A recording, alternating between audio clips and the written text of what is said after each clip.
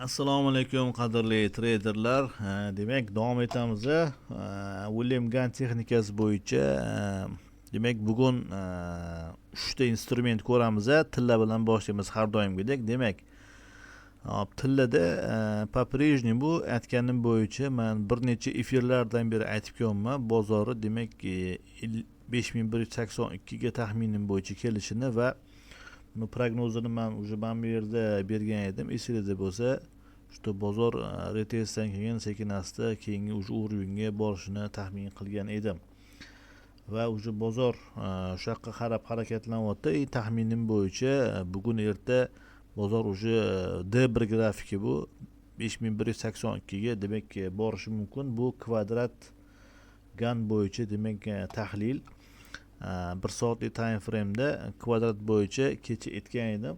Bozor keyin kechagi efir ko'rgan bo'lsanglar, mana bu uguldan demak proboy bo'lib chiqadigan bo'lsa, уже keyingi сопротивление zonamiz birinchisi 50.095 va keyingi ugulimiz mana bunga borishini taxmin qilgan edi va bozor sekin asta demak o'sha yerga qarab harakatlanmoqda.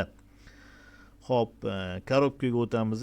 Korobka Gann bo'yicha o'tdam shu mana 5138 kechagi efirda aytgan edim. Shu mana bu ugullardan kesishmadan bozor tepaga harakatlanib, birinchi pромежуточный zonamiz bizda 5138 ekan va o'tdan ham proboy bo'ladigan bo'lsa, уже keyingi ugulimiz va tepadagi support zonamiz, rezistensiya zonamiz 5388 ekan. Demak, bozorga harakatlanuvchi demak yo'nalishi taxminimiz bo'yicha, chunki mana bu uguldan уже proboy bo'lib, bozor keyingi ugulga sekin harakatini davom ettirmoqda. Xo'p, bundan tashqari 1 soatlikga o'tamiz. 1 soatlik time frame'da bizda hozir mana bunaqa holat. Demak, biz kecha Telegram kanalida bozorni mana bu zonaga kelib, bu yerdan pastga kutgan edik. Ozgina yurib berdi. Mana ko'ryapsizlar, bozor mana bu zonadan 400 pips pastga yurib bergan. Bu ham yomon emas. Mana kechagi bir Telegram kanalida ko'rgan bo'lishingiz mumkin. Va hozirgi holat bo'yicha juda ham kuchli zona turibdi. 1 soatlik time frame'da mana bu ugulimiz demak 801 ugulimiz va промежуточный уровеньda turibdi hozir. Bozor agar tepaga уже yorib chiqadigan bo'lsa, retestdan keyin уже keyingi zonamiz bizda 5153 ekan. Va vasqadashi ugulga retestga kutamiz. Demak, bozor agar pastga ketadigan bo'lsa, u holda уже обратный retest 4902 ga bozor kelishi mumkin. Demak, asosiy variant bizda hali ham bozor nisxadashi, to есть tushuvchi bozor. Lekin agar ko'tariladigan bo'lsa, bu yerdan уже sham bilan tepaga yoradigan bo'lsa, уже keyingi уровень 5153 ga bozor ketishi mumkin. Xo'p, Bitcoinga o'tamiz. Bitcoinda birinchi bo'lib kvadrat ko'ramiz. Kvadrat bo'yicha bizda hozir bozor 67200 da turibdi. Lekin bozor nisxadashi tushuvchi bozor va keyingi уровень bizda 52000 gacha tushib ketishi mumkin bozor.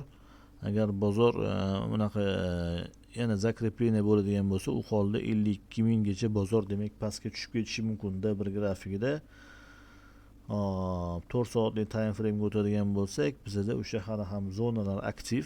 Bozor o'sha kuni o'tgan efirda aytgan edim. Flat holatda 3 burchak qanaqadir bizda shakllanyapti. Taxminim bo'yicha 3 burchakdan bozor yorib chiqib mana bu retestga kelishi mumkin. 73000 ga, hatto keyin 80000 gacha bozor ko'tarilishi mumkin. Shu yerdan yana qanaqadir demak pastga ожидание kutamiz. Xo'p, D1 grafikida mana Bitcoinda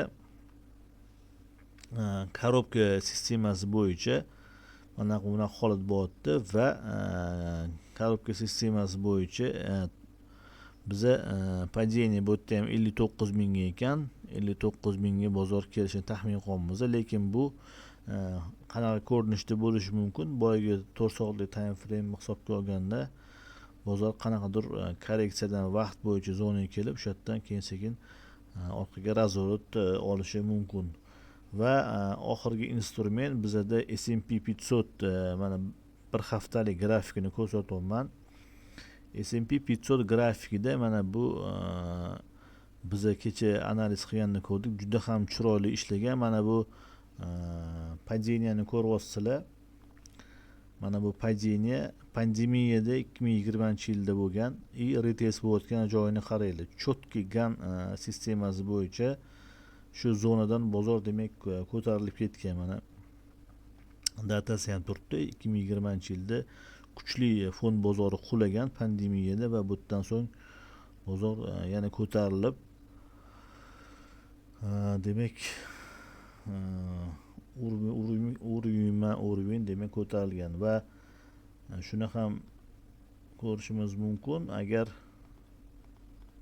mana bu yerda ko'rishimiz mumkin, agar biz ugullarni yoqadigan bo'lsak, mana ugullarimiz mana bu ugulga ahamiyat berishingiz mumkin. Bu ham retest bo'lgan, mana ko'ryapsizlar. Bozor 8.1 uguldan yorib chiqib retest va pandemiyadan ham retest bo'lgan. Mana chotki mana bu ugulga ahamiyat berishingiz mumkin. Bu bejiz emas, demak geometrik hisob-kitob. Xo'p, bozor keyin ko'tarilib ketdi va hozirda yana ko'tarilishda davom etyapti. Xo'p, endi hozirgi holat bo'yicha S&P 500 grafikida bizada keyingi uровень bozorni 7442 ga borishini demak prognoz qilyapmiz. Bundan keyin qanaqadir padiniya bo'lishi mumkin. Chunki уже ko'p ostsillatorlar divergensiya holatini ko'rsatyapti, demak qarama-qarshilik zonalarni. Hop, like bosib qo'yamiz, kanalga obuna bo'ling va ko'ryapsizlar, gan sistemasi bo'yicha ham juda ham yaxshi uzoq muddatli prognozlar qilish mumkin. Va kimga demak bu sistema yoqsa, adminga murojaat qiling. YouTube shapkachada silkalar, telefon raqamlar bor. Bundan tashqari onlayn o'quv kurslari bizda tashkil qilingan. Hamma shu gan sistema Elliot to'lqinlarini mukammal qo'ldan kelgancha o'rgatamiz. Quyidagi raqamlarga telefon qilishingiz mumkin. Ko'rishguncha xayr, salomat bo'linglar.